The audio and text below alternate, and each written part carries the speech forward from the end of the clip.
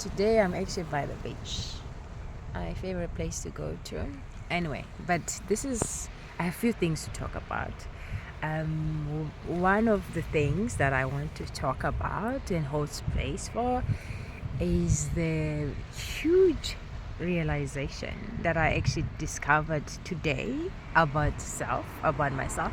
Like, for the first time in my life, I've ever realized that, you know, other people have the power to think about me. That sounds weird as much as it sounds, but I was in the bathroom for the first time. It came to me like, are you aware that, other people too have the ability to think about you? Like, to think, like, to find yourself thinking about Tandy, basically. That's exactly. Because in my head, I feel like I've never had that kind of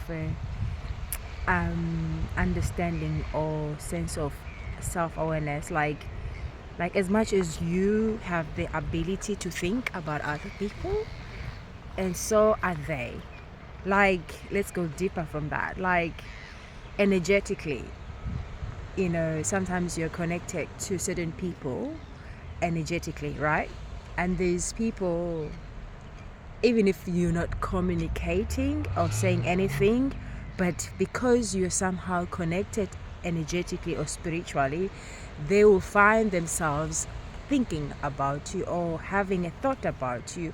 It doesn't matter where it comes from or what, because you are connected energetically, then that will happen. That, for me, I don't know, for some weird reason, because I feel like I've always focused so much about myself and what is going on in my head. I never really given it a thought that other people can actually sit and think. And also, if I have to go deeper, I have always been that person who always too much think of other people and what they think and all that stuff.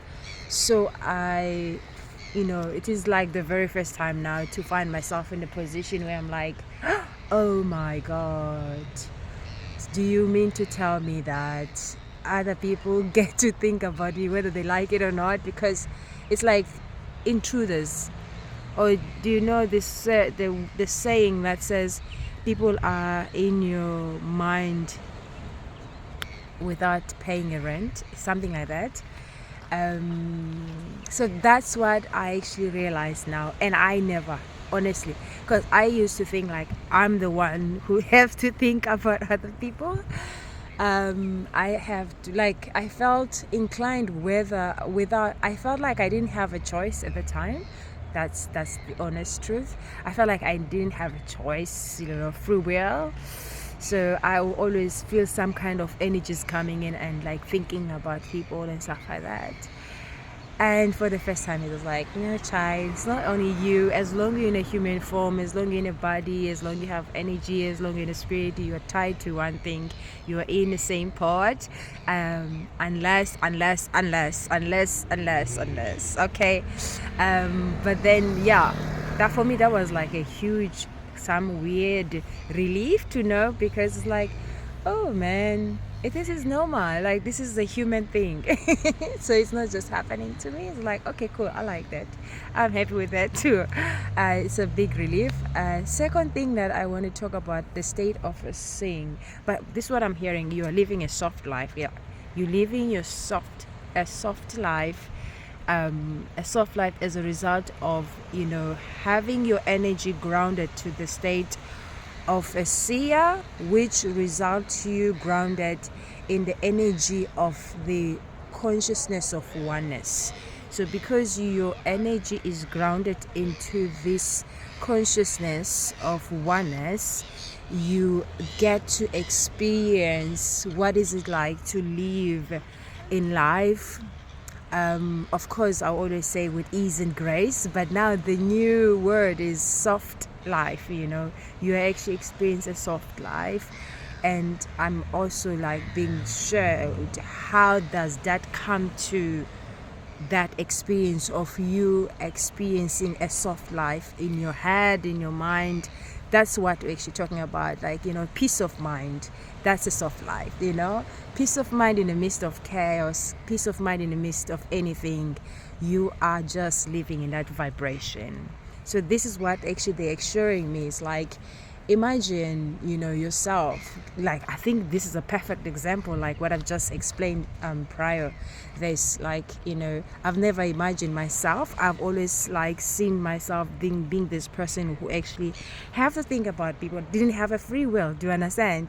And all of a sudden, I get to not to do that. I get not to, or another example rather, if I get easily triggered by things, moved by situation, by people's energy, and all of a sudden, of course, we also recognize and acknowledge that after some hard work you've done, like the practice over and over, and you get to the point where now those kind of things that used to trigger you, those kind of things that used to move you in some sort of way, they no longer have some kind of a power over your energy. As a result of you having done the work, right? The work which is to be mindful of your own thoughts, be mindful of your narrative stories, being mindful of your own nervous system, how you're feeling, what you're thinking, the stories that you have, just being mindful and just choosing to aligning your energy to the kind of energy that resonates with your heart. Your heart could be anything that you value. If you value inner peace, if your end goal in life is to be at peace with self, with others, with life as a whole, therefore, aligning yourself with your heart will be actions that aligns with that kind of a way. Do you understand? So this is what they're showing me, the state of this consciousness of oneness, because the whole thing begins with that you are living your soft life, and you are living your soft life because as a result of your energy being grounded in the consciousness of oneness, which has come as a result of you being mindful of your own thought processes, being mindful of your own feelings, being mindful of the narrative stories, being present into your nervous system, being aware of what is going on, acknowledging things, accepting things, just being here within the moment, and hence you are actually having the opportunity to experience that sense of being at one with life, being in tune, being synchronized with the whole energies that are found in life. And because of that, this has led you to this portal where you are living a soft life, because now, let's say, things that used to hinder you from experiencing the sense of oneness are no longer an issue now, because you have the ability to see right through the illusions. You've dealt with your own demons. You've dealt with your own shadows, demons, we can say. You've actually sat down with, your weak spot, your blind spot, your strength. You've kind of like held space for sense of self to be seen through you. Okay. And because of that, you finally come to this lighter state of being and of seeing and of feeling, where you are able to see things from a different dimension, where all things are somehow connected. All things are happening by law. Nothing takes place just by coincidence. So you have a deeper understanding of that. And because of having that understanding, it has led you to a place where you are now free from entertaining that old patterns, where they will actually put you in a circle where you continue fuel that kind of energy that will dominate your mind, in the end leaving you feeling some sort of way, disconnected, conflicted, not happy, not content, because the energy in which you are perceiving life from, the lens that you are using, is not connected. It's stemming from a fragmented state of seeing that does not involve the whole reality of life as a whole, including that sense of self. Okay, I think that's what we actually wanted. So that's what I can actually say so much. Yeah, so you are living your soft life because it feels like it's some kind of a graduation that it's like more than like a well done congratulation, you've done your work, you've passed the test, and because of the the results, you are now in this portal, you're now in this dimension that has a different way of seeing, which is the consciousness of oneness that makes you or position you in a position where you are able to see things as they are, yet not moved by things. Yes, that's very important. You are able to see things, you're able to decode, you're able to interpret energies, yet not moved by what? Because you have a deeper understanding of how things they come to be on the surface, then therefore your energy is not stuck into the dense energy of a karmic energy. Hey, there's the word of a karmic energy. Now we have to go deeper on the karmic energy. Karmic energy is the energy that is found in human consciousness. We'll say that actually operate on laws, of course, but tends to create the dense energy. Okay, the energy, we can call it low energy if we have to compare, because the energy that comes with the state of oneness is very high. It does. This is where gratitude comes. This is where unconditional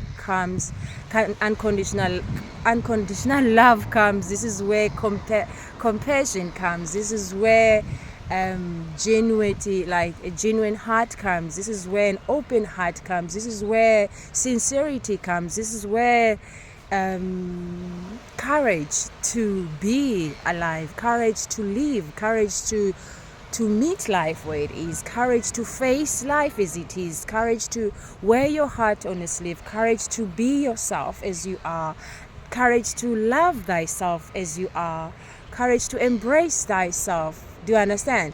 So this is the consciousness that creates all that kind of that comes with that kind of vibrations in our life. Whereas karmic energy is different, okay? And we also want to emphasize that karmic energy and this like energy of oneness, it doesn't mean just because it's karmic energy means it's bad, because we have a tendency of seeing things from black and white kind of a way, which is normal and natural. But that's not what we are actually sharing here. What we are trying to demonstrate is that there's two sides of things, or even more. Karmic energy is the dense energy that we experience in our body, when we are in confusion, when we are desperate, when we are coming from a fear-based mentality, when we feel the need to have control over life circumstances, when we want things immediately and not really considering the time and the laws that are involved to create things or manifest anything. Do you understand?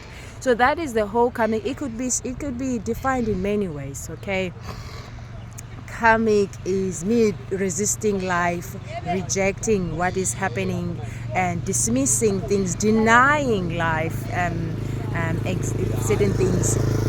Karmic is also me having certain preferences and biasness and wanting things to go in a certain way, and also thinking in a way that is fragmented. Let's just say fragmented to the whole existence of all that there is in life. That is karmic. So whenever you think in an open-minded way, which is more positive, which is more light, which is inclusive to all that there is, also understanding things how they come to be in this world. When you have that understanding and you are seeing things from that sense of interconnectedness and oneness and flow, now kind of energy synchronized to all that there is, you are actually acting from that state of oneness. That's the consciousness of oneness. Yeah. And this is this consciousness that comes with this soft life. Okay, in the Bible they say it's like the milky land, the land of milk and honey. Yes, right now this is what I'm getting, like you're living a soft life. So if you have to compare it with anything from the Bible, it's like you're living in a land of honey and milk, and it comes as a result of the work that you have done with yourself. Yeah, basically that's what we wanted to share. Love and light, and bye. Thank you.